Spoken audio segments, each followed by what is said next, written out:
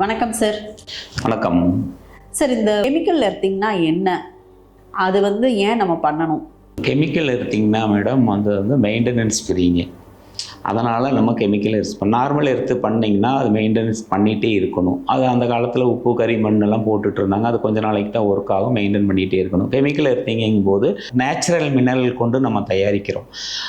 Natural minerals means நம்ம ஆக்சுவலாக ரெகுலராக யூஸ் பண்ணுற பெண்டனைட்டு, சார்கோலு, கிராஃபிக் பவுட்ரு, எக்ஸ்ட்ரா இதெல்லாம் நாங்கள் ஒரு சம அளவு எடுத்து மிக்ஸ் பண்ணி பைப்பை சுற்றி உள்ளே போட்டு கலக்கி விட்டுட்டோம்னா நீங்கள் ஒரு 10 டேஸ்க்கு ஒரு லிட்டரு தண்ணி இல்லைனா 1.5 லிட்டர் தண்ணி ஊற்றுனீங்கன்னா போதும். ஊற்றுனீங்கன்னா அந்த மண்ணாக செட் ஆகிடும். சாயலோட செட் ஆகும்போது உங்களுக்கு அந்த ஈரப்பதத்தை அப்படியே தக்க வச்சுக்கும்.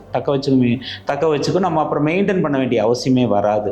நார்மல் எர்த்து மாதிரி டெய்லி மெயின்டைன் பண்ண வேண்டியது. இது 6 மாதத்துக்கு ஒரு டைம் மழை வரும்போது அந்த மழையினுடைய ஈரப்பதத்தை அது சக் பண்ணி இழுத்து வச்சுக்கும். அதனால் என்னென்னா மெயின்டைன் பண்ணுறது ரொம்ப ஈஸியாக இருக்கும்.